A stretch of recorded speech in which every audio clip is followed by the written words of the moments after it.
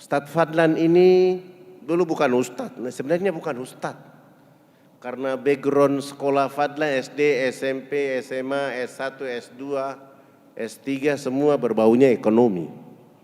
Dulu tahun 78 saya hijrah dari Fakfak ke Makassar. Waktu itu rambut saya kayak pohon beringin. Sudah hitam keling keribo pula. Melanjutkan studi di Fakultas Ekonomi di sebuah sekolah di Makassar. Waktu itu menumpang kapal barang karena belum ada kapal pelni. Naik kapal barang dari Fakfak ke Makassar itu 5 hari perjalanan. Begitu naik kapal, pengumuman dari petugas kapal bahwa setiap orang yang menumpang kapal ini diperbolehkan mandi 1 kali saja. Alasannya penampungan air di kapal terbatas. Sudah hitam, keling, suruh mandi 1 kali, suasananya bagaimana kira-kira? 5 hari kemudian tiba di Makassar, turun dari kapal, ketemu orang Bugis Makassar. Fadlan menyapa mereka dengan Assalamualaikum warahmatullahi wabarakatuh. Tidak ada satupun yang membalas salam Fadlan. Bahkan sebagian orang di pelabuhan mengatakan, masa orang Islam rambutnya kayak begini?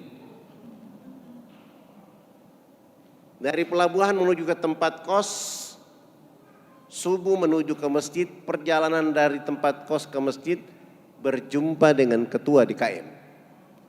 Ketua DKM dia lihat kulit, rambut dalam posisi seperti itu, langsung dia tanya, hei kamu dari mana?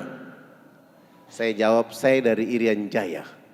Langsung beliau mempercepat langkah meninggalkan saya. Sampai di masjid, dia perintahkan pemuda-pemuda masjid mengawasi. Dia bilang awasi orang yang datang itu. Saya tidak tahu. Begitu datang saya menyapa dengan salam, mereka juga tidak balas. Saya menuju tempat wudhu, ada 5 pemuda yang berdiri mengawasi saya di saat wudhu. Selesai wudhu, masuk tahiyatul masjid, mereka awasi. Azan subuh, saya berdiri qobliyah subuh diawasi. Qomat, saya berdiri berjamaah, ada 2 pemuda yang badannya kekar, berdiri di kanan dan kiri saya. Itu terjadi bukan pada saat sholat subuh, duhur pun demikian diawasi, asar, maghrib, isya. Selesai sholat isya, ketua DKM menyuruh ketua RT datang ke tempat kos.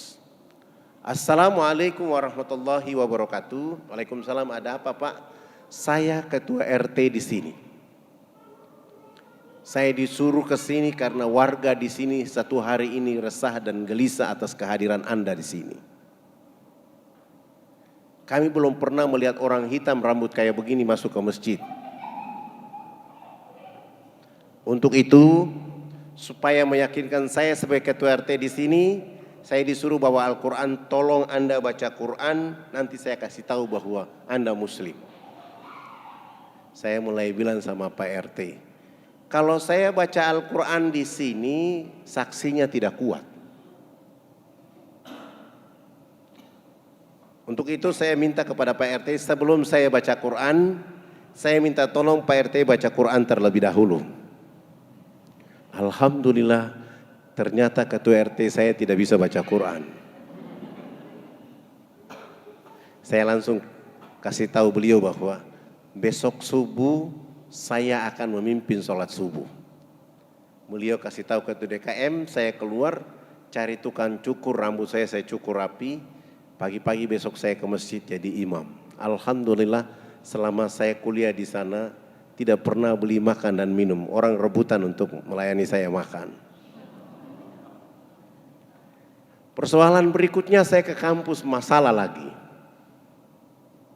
Sampai di kampus, di ruangan itu semua orang gagah, ganteng, cantik. Sayalah yang mengotori ruangan itu. Sehingga teman-teman mencurigai saya dan bilang sama dosen mata kuliah agama Islam, segera usir orang ini, dia asal dari Irian Jaya. Saya tidak tahu, saya kebetulan duduk bagian tengah paling depan. Begitu dosen mata kuliah agama Islam dia masuk, menyapa kami dengan salam, selesai dia mengatakan, yang merasa tidak beragama Islam silakan keluar karena hari ini adalah mata kuliah agama Islam. Saya tidak mungkin keluar. Tiba-tiba beliau berdiri dan menghampiri saya dan mengusir saya dari ruangan itu. Keluar! Kamu kan orang dari Irian Jaya kan? Saya baru tahu itu adalah saya. Saya tidak keluar, tapi saya berdiri dan maju ke depan kelas. Saya bilang sama dosen, sebelum saya keluar dari tempat ini, saya minta tolong Pak dosen dan teman-teman mahasiswa menjawab 3 pertanyaan saya. Apakah agama Islam itu hanya untuk orang Arab dan orang Bugis Makassar saja, ataukah agama Islam itu rahmat untuk seluruh alam semesta?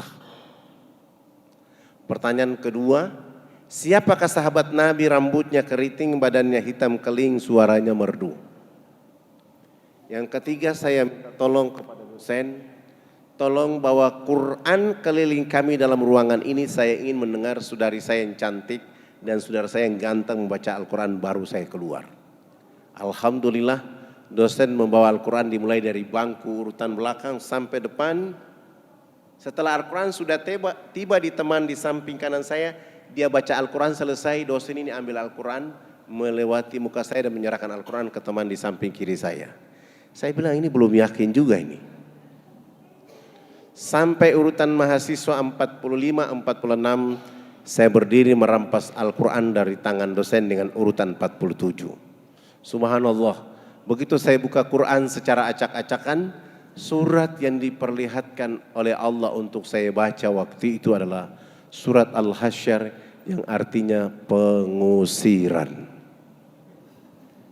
Saya baca 3 ayat terakhir selesai, dosen mengatakan, dari 47 mahasiswa yang kuliah di ruangan itu, hanya ada 7 orang saja yang bisa membaca Al-Quran. Dari 7 mahasiswa itu, salah satunya lah pemilik rambut keribo berbadan hitam keling itu. Saya memberanikan diri maju ke depan kelas, minta waktu ceramah. Setelah ceramah 1,5 jam selesai, dosen mengatakan, alhamdulillah hari ini mata kuliah agama Islam kita sudah diajarkan dosen dari Irian. Maka itu fadlan hari ini Anda lulus dengan nilai A. Saya bilang alhamdulillah, ternyata rambut keribo hitam keling rahmat juga ya. Dosen tidak salah, mahasiswa tidak salah, masyarakat di Pelabuhan Makassar tidak salah, di tempat kos saya tidak salah, karena opini sudah terlanjur